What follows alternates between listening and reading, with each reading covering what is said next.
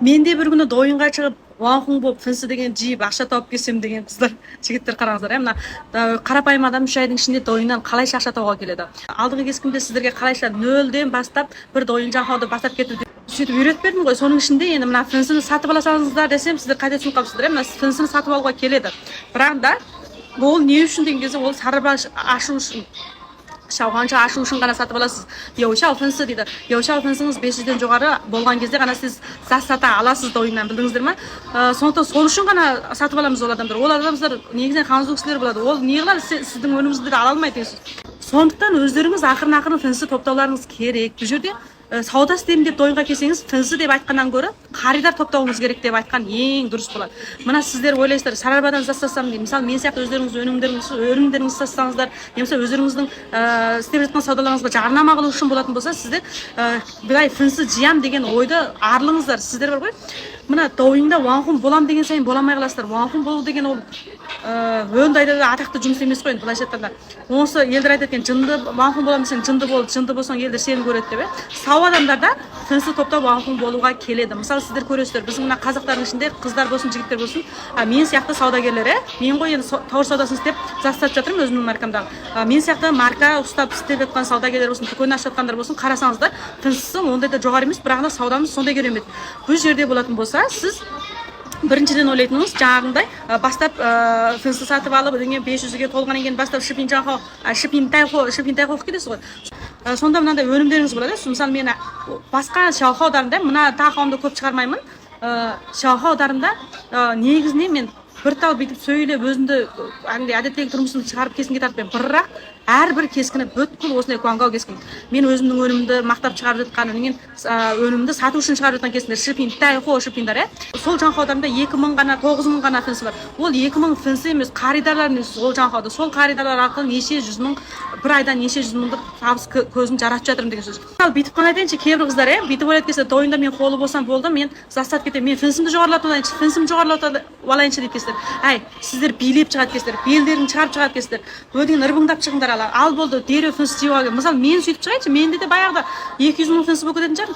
Бірағында сіздер ойлайсыздар ма, ананда 50 мың, 20 мың, қылаяғы 100 мың менен де көп фэнсісі бар қыздар 5 тал фэн дегенде дойыңызға шығарып сата алмайсыз. Бүйтіп қана айтайын. Өйткені сіздерде жігіттер көн жоқ болады, еркектер көн жоқ болады, олар фэн дей алмайды. Ал енді сіздер сондай жігіттер өзіңіз хотайдарыңыздан көріңіздер, сіздердің жаңқаудаңызда кім сіздерді ең көп көн жоған көріп отырады. Нәнді дуа қайшылмайды, дуа чампилиға қарайсыздар. Еркек адам көп болса, онда еркек адамдардың өнімдерін сатып сауда істесеңіздер болады. Әйел адам көп болса, әйел адам. Бірақ еркек адамдар көп тордан нәрсе ала қоймайды. Бір жаман жері.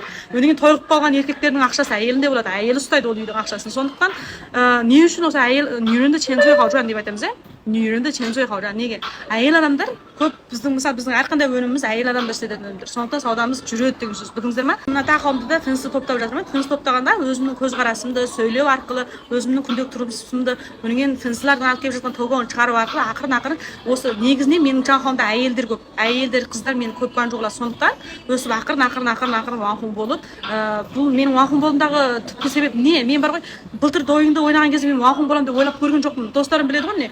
Мен уанхун болғым келмейді деп айтамын. Өйткені мен халық алдына шығып жүргенді жақсы көрмеймін. Біртүрлі өзім шөкүң дегенді білесіздер ме? Шөкүң дегенді қазақша не дейді? Өте ұялшақтым да күнделікті тұрмыста. Әзірдің өзінде сырт жаққа шығып біреулер танып маған кешкен амандасады да, тойларда болсын, сырт жақта ашханаларда, көшеде. Соның өзінде ұялып кетемін. Өзі көшеге шыққым да келмей қалады кейбір кезде. Бірақ та мен ақша табуым керек. Ақша табу үшін дойынға кірдім деген сөз. Сөйтіп дойынды мен засатамын деп күнде засататын кескіндерді шығарып жүріп, фэнсі топтағанда өздігінен біліп кеттім деген сөз. Бұл жерде біреу маған үйретіп, сен былай қылғанда Динара уанхун боласың деп ешкім үйреткен жоқ. Өнеге мен сіздерге ең маңызды жерін айтайын, таза жолмен ақша тапсаң, таза сөздерді айтсаң, таза энергияларды беретін болсаң да фэнсі жинауға болады. Бұл жерде елдерді көреткестер фэнсілер көп. Біреуді боқтап жататындар бар, біреуді янаттап жататын, соғысып жататындар бар. Өнеген жаман жерлердің денесін көрсетіп жататын қыздар бар. Өнеген жаман қылық шығарып жататын қыздар болады, өнеген пике ойнайтын қыздар болады. Өнеген ауыз жаман қыздар, жаман сөз айтатын. Оларды байқасаң, олардың да фэнсісі көп. Бірақ та сіздер ойлаңыздаршы, мысалы, қандай адам ондайларды көн жоғылады? Ондай адамдарды, мысалы, олар расында да бүйтіп засатаса, заты өте ма?